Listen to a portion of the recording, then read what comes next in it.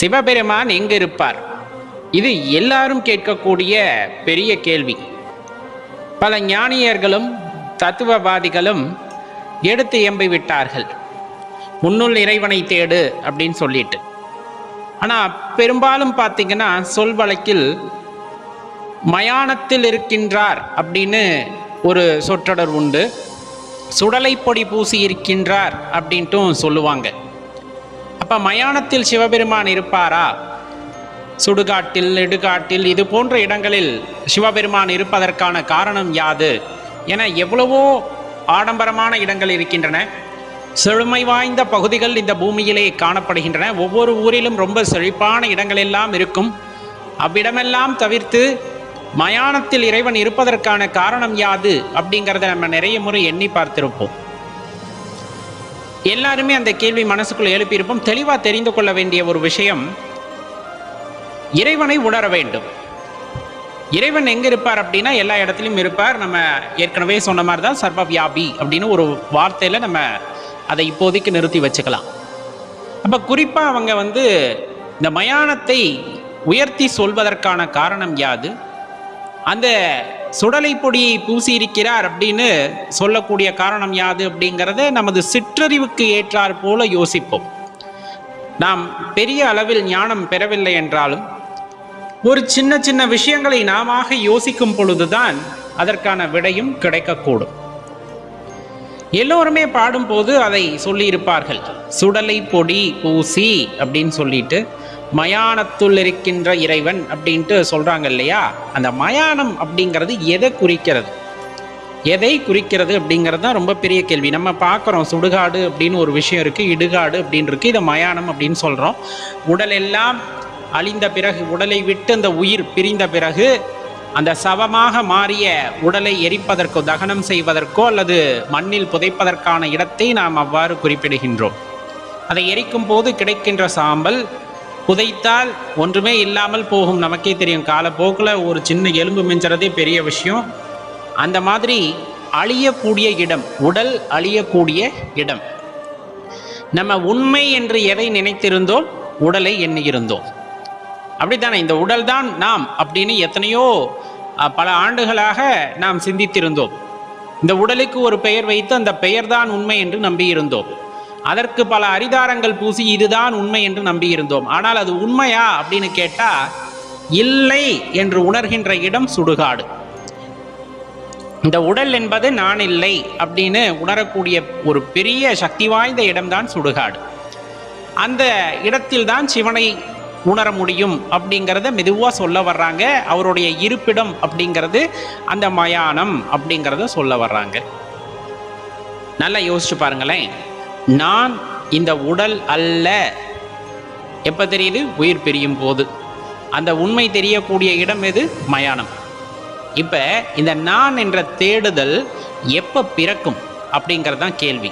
ஏன்னா உயிர் உடலை விட்டு பிரிந்தால்தான் நமக்கு அந்த மயானத்துக்கு போகிறோம், சிவபெருமான் அங்கே இருக்கின்றார் அப்படிங்கிற மாதிரி சொல்கிறாங்க இல்லையா? அப்போ இந்த நான் என்ற தேடுதல் எப்போ முழுமை பெறுகிறது அப்படின்னு கேட்டோம்னா, நம்ம மனசில் இருக்கக்கூடிய அழுக்கு அப்படின்னு சொல்லக்கூடிய காம குரோத எண்ணங்கள், மதம், மாச்சரியம், கோபம், இந்த மாதிரி என்னென்ன அழுக்குகள் எல்லாம் சொல்லப்படுகிறதோ, அகங்காரம் உட்பட நிறைய விஷயங்கள் சொல்லுவாங்க.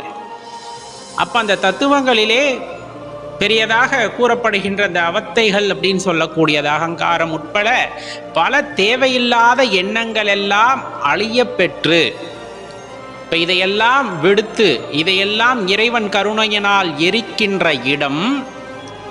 அதே போல இவையெல்லாம் எனக்கு தேவையில்லை என்று புதைக்கின்ற இடம் மயானம் ஆகிறது.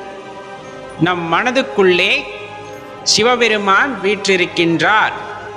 அப்ப இந்த உடல் மெய்யென்று நினைத்தோம். இந்த உடலுக்குள் இருக்கின்ற பல கோபதாபங்கள் போன்ற எண்ணங்கள் எல்லாம் உயர்வென கருதி, அதையே உண்மை என கருதி தலையில் தூக்கி வைத்து ஆடிக்கொண்டிருந்தோம்.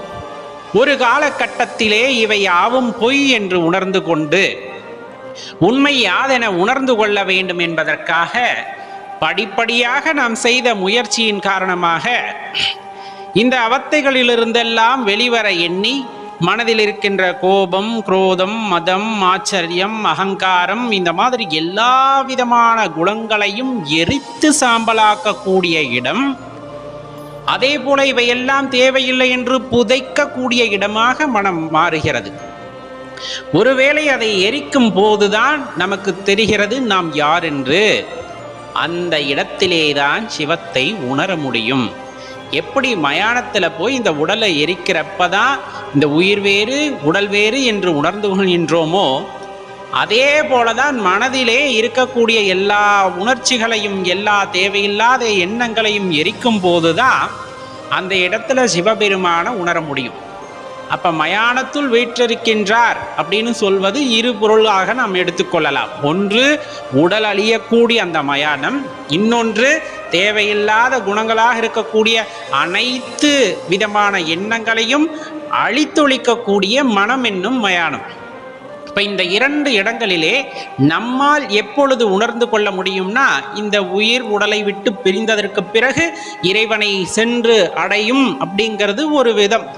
ஆனா உயிரோடு இருக்கும் போதே இந்த மாதிரி எண்ணங்களை எல்லாம் மனதிற்குள்ளே தீமூட்டி அதிலே அழித்து விட்டால் அதில் எஞ்சுகின்ற சாம்பல் சுடலை பொடியாகும்.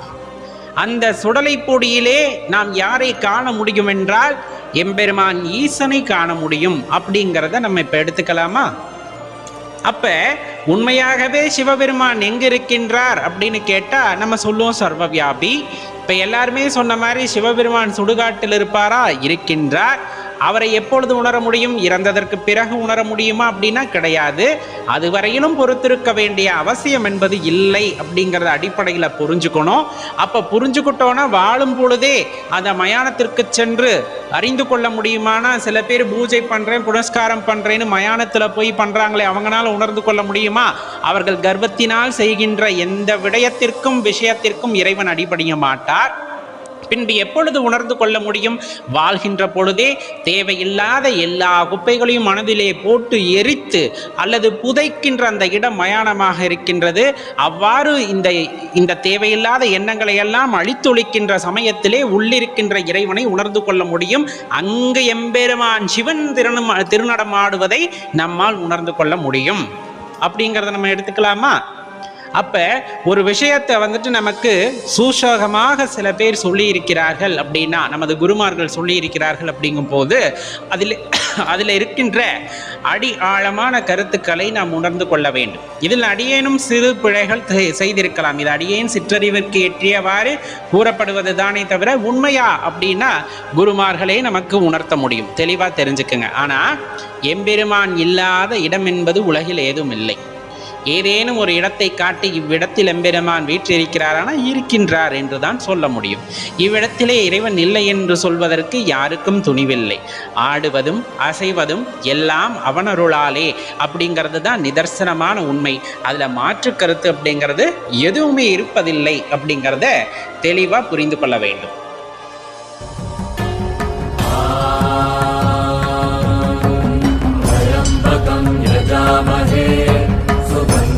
पुष्टिवर्धनम् पूर्वारुकमिव